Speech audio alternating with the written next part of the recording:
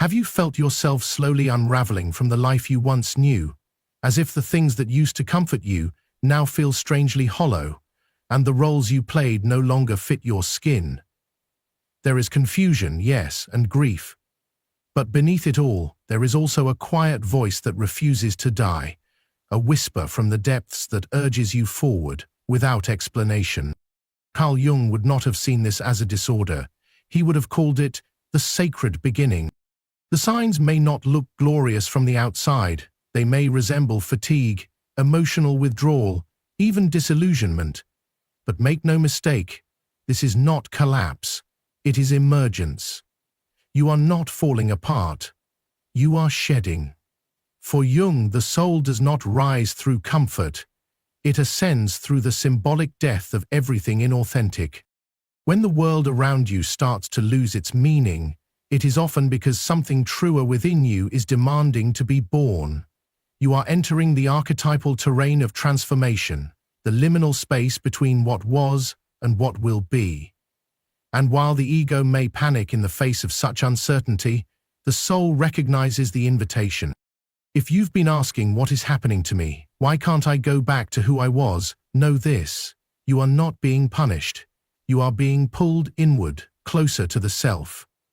Jung spent his life mapping this hidden journey, and if you are encountering these subtle but powerful signs, it means you are already on it. The signs of soul rising are often misunderstood by society because they don't always look like progress, but they are the truest indicators that your inner world is awakening. And once the soul begins to rise, there is no going back. Only forward, only deeper, only home. The pain that emerges at the beginning of awakening is not a flaw in your journey. It is the first sign that something ancient within you has begun to stir. When Carl Jung spoke of the soul's rise, he did not describe a peaceful ascent into bliss, but a tremor in the foundations of who you thought you were. The moment when what once made you feel safe begins to suffocate you. The shadow, as Jung named it, does not arrive in softness. It enters as emotional confusion, a heaviness in the chest, an inner dissonance that makes the world feel off-key. You are not malfunctioning. You are awakening. This unease is not a breakdown, but a symbolic rupture. The moment your unconscious begins to speak through the cracks of your carefully constructed self. And what it speaks of is truth, long buried and aching to be known. Jung warned us not to fear the shadow, for the shadow is not evil. It is the unacknowledged, the unloved, the unseen. It is your sadness, your anger, your shame, your wildness, your creativity, all the parts you had to repress to fit into the world. And the danger, Jung said, does not lie in these instincts themselves, but in the refusal to face them. The moment your emotions start to swell without explanation, when your thoughts feel torn between staying and breaking free, that is the moment the unconscious begins demanding its rightful place. This is often ignited by external events, a heartbreak, a failure, a betrayal. But they are only catalysts. What's rising is not just pain. It is the hidden self asking for resurrection. You may feel the life you once built begin to crumble. Conversations that once delighted me now feel empty. The roles you performed so well begin to feel like costumes. This is not regression, it is deconstruction. The persona, the social mask you've worn to survive, starts to collapse, and it hurts. Because beneath the persona lies the authentic self, long exiled, now returning. Jung believed that this collapse is the beginning of individuation, the sacred process of becoming whole. And that path begins not in light, but in darkness, not in peace, but in paradox. When you feel torn between who you were and who you are becoming, that conflict is not a failure, it is the soul stretching toward truth. Jung taught that all transformation is born from tension between opposites. The old self clings to comfort, the emerging self demands truth. And their struggle is the crucible of rebirth. If you feel like you are falling apart, know this: It is only the false parts of you that are dying. What is being born is not a new version of the mask. It is the return of the self. Let the pain guide you inward. Let it burn what is no longer real. This is not the end. It is the crossing, when no one around you seems to recognize who you are becoming, and even your closest companions begin to drift like shadows in a fading dream. You have not lost your way. You have entered what Carl Jung would call the sacred silence of individuation. This silence is not social emptiness, it is symbolic exile. It marks the moment when your soul begins to rise beyond the frequencies of the familiar, and the roles you once played no longer fit the evolving script of your becoming. People say, "You've changed," and indeed you have, but what they do not see is that this change was not a rebellion against them. It was a return to yourself. Jung taught that the first sign of true individuation is not praise, but separation. You begin to feel like an outsider, even in rooms you once called home. Conversations become strained, laughter feels hollow, and the mask you wore to belong starts to slip off without your consent. But this discomfort is not failure, it is transformation. The soul cannot rise while clinging to collective norms, and so it pulls you inward, away from the crowd, into solitude, not to punish you, but to prepare you. This stage of inner withdrawal, Jung believed, is where the unconscious begins to speak more loudly than the world around you. You may feel the weight of disconnection, but what you are really experiencing is resonance breaking.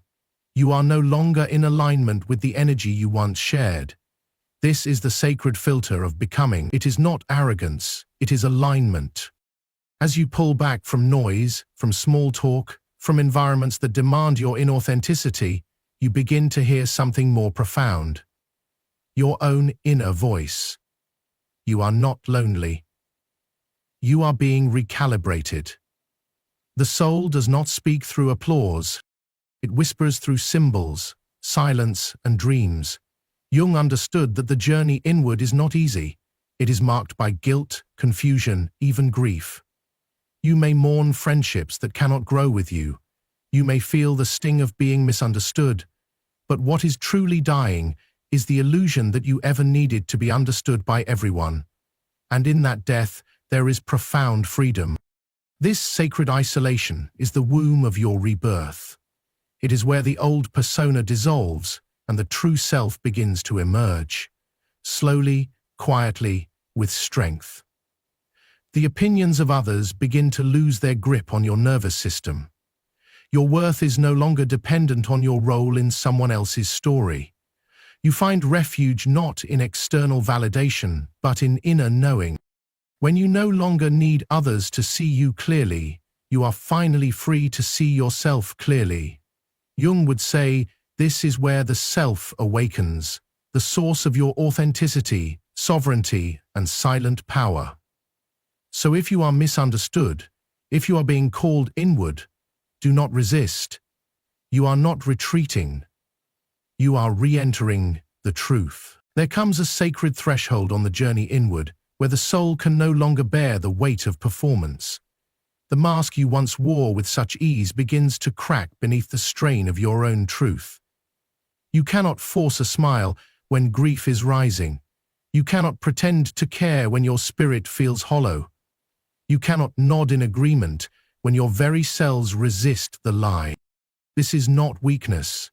This is emergence. Carl Jung spoke of this as the disintegration of the persona, the carefully constructed identity you built to survive in a world that demanded your conformity. But what kept you safe is now suffocating you. The persona was never the self. It was only the costume the self wore to be accepted. As the ego begins to unravel, you may find yourself in unfamiliar territory. Your voice falters when you try to fake enthusiasm. Your body aches when you betray your instincts.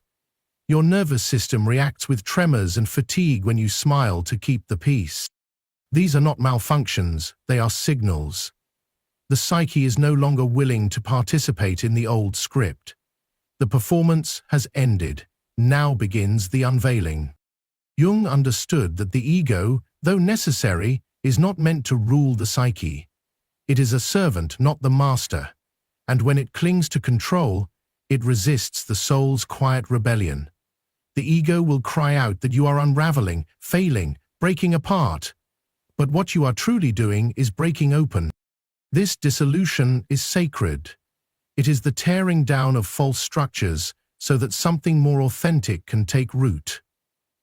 You begin to question the image you spent years perfecting. Do I really need to be admired to be worthy? Do I need applause to feel alive? These are not midlife crises. They are soul awakenings. You start to speak more honestly, not because it is easy, but because the lie is too heavy to carry. You begin to say no, not out of rebellion, but out of reverence for your energy. You withdraw from roles that once defined you, the achiever, the caretaker, the peacemaker, and in doing so, you rediscover your essence. The grief that arises is real, but so is the relief. The death of the ego feels like exposure, like being naked in a world that prefers armor. But Jung taught that emotional vulnerability is not regression, it is initiation. To feel deeply is to return to life. To stop seeking validation is to reclaim authority. You no longer shapeshift for approval. Instead, you consult the compass of your inner truth, and though you may not yet have a name for who you are becoming, you know with quiet certainty that the old is gone, and the new is not an invention, but a revelation. This liminal space, the unraveling of the ego and the rising of the self, is not a crisis. It is consecrated ground. And if you can hold yourself through the unraveling without rushing to rebuild, you will find yourself not in pieces, but in presence. Whole, awake, real. When the soul begins to rise, the world itself begins to whisper. Suddenly, what once seemed random takes on a quiet significance. A number repeats itself again and again, appearing on clocks, receipts, street signs. A book leaps into your hands as though it had been waiting for you. You hear a phrase on a podcast that answers a question you had not yet spoken aloud. These are not coincidences in the causal sense. Carl Jung called them synchronicities, meaningful coincidences that are not caused but connected. They do not follow logic, but they follow meaning. These moments are not anomalies. They are reflections of a sacred order, an invisible intelligence weaving your inner journey into the fabric of outer experience. Jung understood that the psyche and the world are not separate realms. They are two expressions of the same unfolding mystery. He called this unity the unus mundus, the one world where psyche and matter meet. Synchronicity is the bridge. It is the thread that binds your unconscious shifts to outer events, and when these moments begin to multiply, it is often a sign that you are entering sacred terrain. Your soul is stirring, and the world, like a mirror, is reflecting that awakening. These experiences often arise during times of inner upheaval, when the ego loosens its grip, when the old life begins to dissolve. In such liminal states, the unconscious rises, and with it, symbols. Owls that appear when you seek wisdom, butterflies when you are shedding skin, a familiar song when you are silently grieving. These are not signs to be followed blindly. Jung cautioned against projection. Synchronicities are not commands, they are invitations. They are not directives, but confirmations. They do not tell you what to do, but remind you that you are not walking alone. This deepening of perception is not fantasy. It is the natural consequence of consciousness expanding.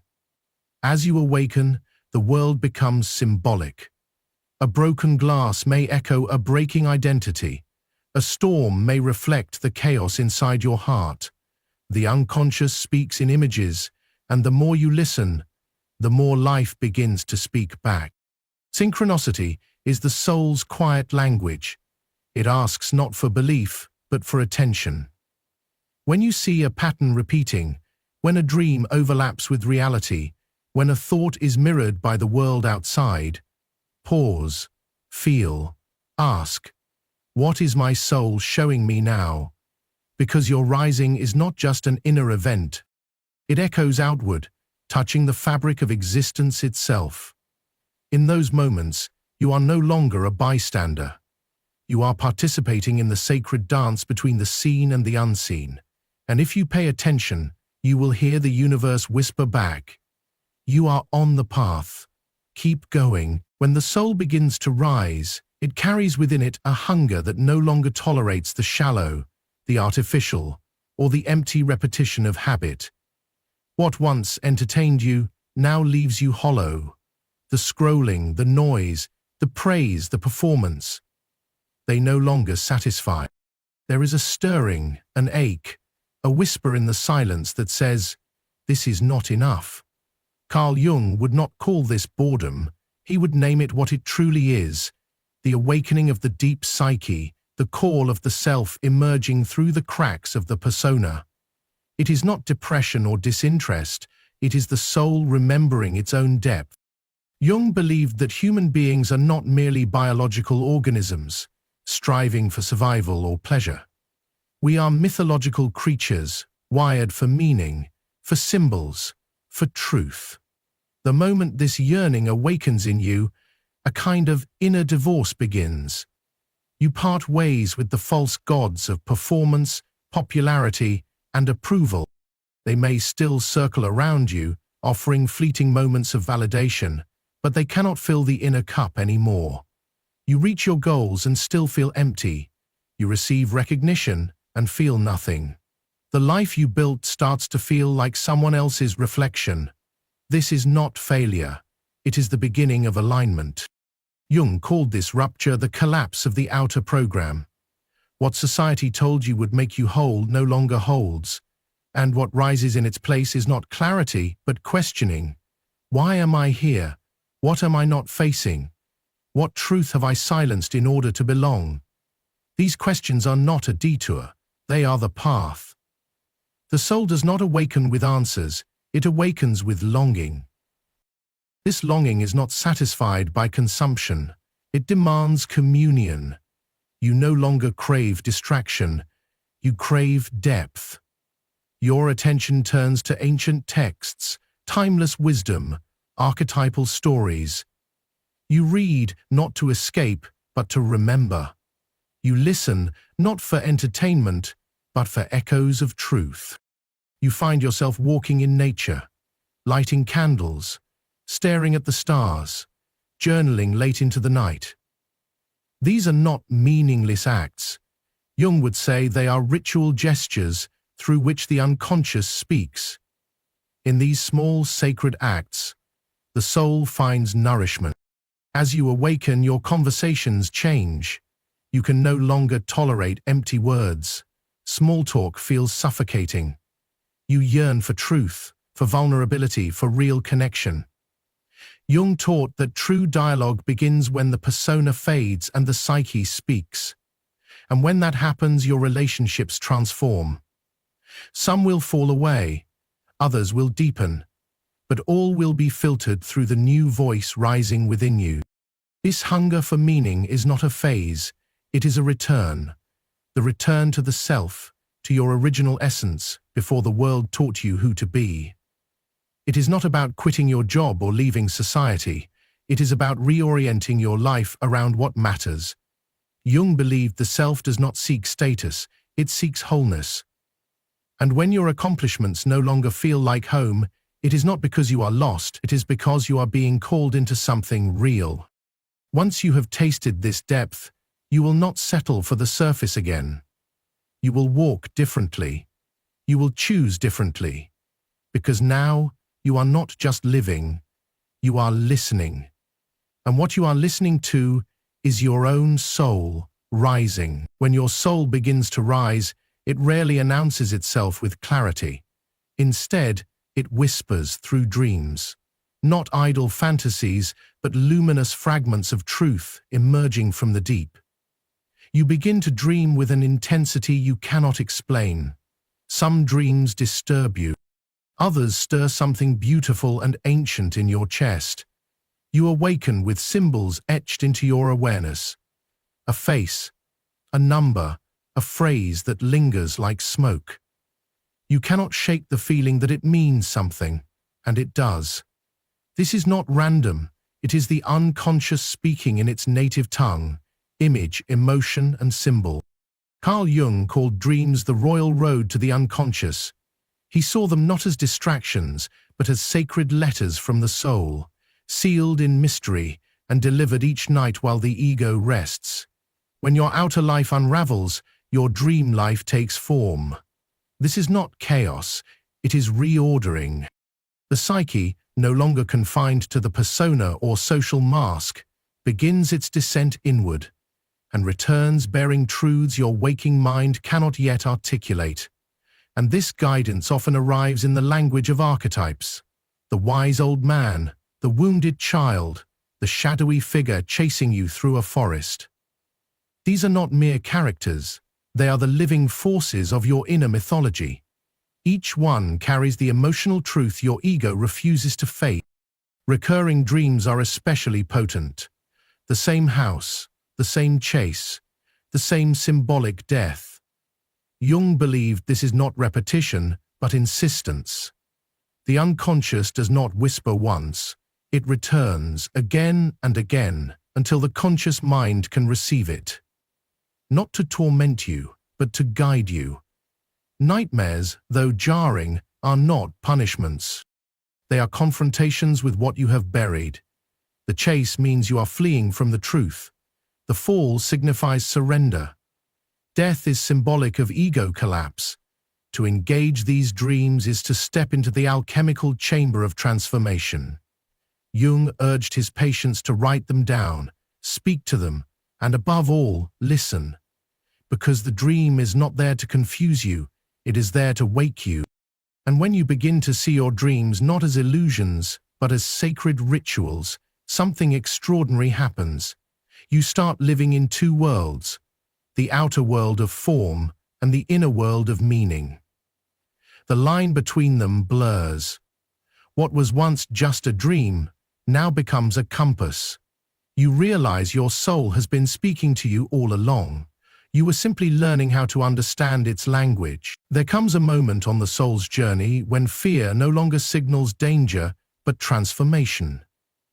You stand at the edge of your known world. Behind you lies comfort, safety, identity, belonging. Ahead is the unknown, vast and unpromised. Your ego trembles, clinging to what was. Yet a quieter voice from within urges, keep going. This is not recklessness. This is sacred courage. Carl Jung taught that no true individuation occurs without loss, and no inner awakening comes without sacrifice. You are not being punished. You are being called to shed the skin of the person you once had to be. Letting go is not easy. The ego grieves each unraveling. It mourns the roles, the stories, the familiar patterns that once gave it shape. But your soul is not interested in performance. It seeks truth, and truth has a price.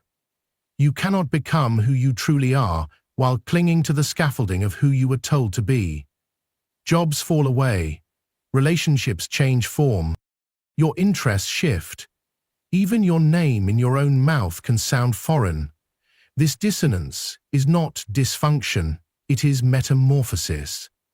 Jung understood that this collapse of the outer structure is the soul reclaiming authority from the ego. You may lose people, not because they betrayed you, but because they no longer mirror your frequency. You may lose dreams, not because you failed, but because they belonged to someone you no longer are. The false self dies slowly. But it must go, because the self, the deep, enduring center of your being, cannot rise while the mask still stands. Jung believed that fear, when felt at the threshold of change, is not a stop sign but an invitation. The ego fears the unknown. The soul recognizes it as home. So if you are weeping for the person you used to be, let the tears come. That version of you did their job. They protected you, they sought belonging. But now, your soul demands something more. Authenticity. You are not breaking down, you are breaking open. You are not unraveling, you are unfolding. This ache is not the end of something, it is the labor of rebirth. To walk away from the familiar, to let go of the script you were handed, and to follow the subtle, often silent call of the self. That is what Jung called individuation. And that is the highest act of love you can offer your own becoming. There arrives a sacred moment on the path of awakening when you no longer feel like a fragmented self navigating a chaotic world. Instead, you begin to sense the quiet stirrings of something greater moving within you. It is subtle, yet unmistakable, like the hush before a sunrise. You are not being watched by others, but witnessed by something deeper, a presence that neither judges nor applauds, but simply sees. Carl Jung called this presence the self, the organizing center of the psyche that holds the union of all your parts. It is not the ego that needs roles, masks, or applause. It is the essence behind all identities, the eternal flame that has been quietly waiting beneath your story. As the self begins to rise, you no longer chase validation through the roles you once wore like armor. You may have lived as the achiever, the pleaser, the rebel, the caregiver. These identities served a purpose. They were the scaffolding of survival. But now they feel like garments stitched from someone else's design. The self does not need a reason to exist. It does not explain. It simply radiates. And when you begin to live from that center, your choices change. You no longer ask, will they accept me? You ask, does this resonate with my truth? Jung taught that when we shift from ego to self, life becomes less about performance and more about presence. You start to walk away from things that are out of alignment, not in anger, but in clarity. You say no without guilt. You say yes without strategy. You stop performing strength and start embodying integrity. You let yourself be seen without needing to be understood. This is not arrogance. It is the humility of wholeness. In this space, paradox becomes natural. You feel grief and gratitude at once. You are aware of your smallness in the universe and yet feel intimately part of something vast. The self holds both the light and the shadow, not as opposites to be resolved, but as energies to be reconciled. Jung believed that this capacity to carry contradiction is a mark of psychic maturity. You no longer seek perfection, you seek integration. When the self leads, the ego becomes a companion, not a dictator. You stop resisting uncertainty. You begin to trust the rhythm of your life. Even your delays feel sacred. Even your pain begins to feel purposeful. Jung called this the symbolic life, an inner stance where the world is no longer random, but radiant with meaning. And perhaps the most mysterious sign of all, you begin to feel the sacred not outside of you, but within. You no longer search for divinity in temples, texts, or teachings. You feel it breathing in your chest. You tear up at beauty without knowing why. You feel the presence of something holy in your quiet moments, your suffering, your stillness. Jung called this the numinous, a brush with the eternal that cannot be taught, only lived. To walk with the self is not to become more. It is to remember who you have always been beneath the noise. And once you feel that, once you touch that stillness, you no longer need to force life. You begin to allow it. And in that surrender, you rise. If you find reflections of your own path in these signs, take heart. You are not unraveling into chaos, you are unfolding into essence. What feels like confusion is often initiation. What seems like loss may be the shedding of everything that no longer speaks your soul's name. Carl Jung once wrote, The privilege of a lifetime is to become who you truly are. And this is not a metaphor. It is a summons, a call to descend into the depths of your psyche, to face your shadow with tenderness, to walk through fire with open eyes, and to return not with answers, but with a deeper presence. The journey of soul awakening is not a linear ascent, it spirals inward. It unearths what has been buried and reclaims what has been forgotten. It demands that you outgrow the comforts that once defined you and surrender the illusions that kept you safe. And though this shedding may feel like death, it is in fact the sacred dismantling that precedes rebirth. You are not walking away from yourself, you are walking toward your truest form, the one who existed long before the masks were worn. This path is not for the faint of heart. It will ask you to question everything. It will strip you of roles, attachments, and beliefs that once gave you identity. But in their absence, something extraordinary begins to emerge, a deeper knowing, a quiet strength, an inner anchor that no storm can shake. This is the self-awakening, and when it begins to guide your life, you no longer live from fear or performance, but from alignment and truth. So if the road feels dark, keep walking. If the silence feels heavy, listen deeper. If the losses feel unbearable, trust that something sacred is being born through the emptiness. The soul does not rise with applause. It rises in stillness, in surrender, in fierce honesty. And as it rises, your life begins to mirror the wholeness you've reclaimed within. You are not behind, you are not broken. You are precisely where the self needs you to be. Do not measure your growth by the approval of others. Measure it by the depth of your peace, the gentleness of your presence, the courage it takes to live without masks. Because this is the true alchemy, not to become someone new, but to remember who you were before the world told you who to be. And that remembering, that sacred return, is the quiet miracle of a soul that is finally rising. If this message stirred something inside you, don't stop here. The next video will take you even deeper into the journey of healing, growth, and self-discovery. It might just be the breakthrough your soul has been waiting for. Tap into it now. Hit subscribe, turn on notifications, and join a community committed to truth, transformation, and real inner change. You're not alone on this path. I'll meet you in the next video, where we continue becoming who we were always meant to be.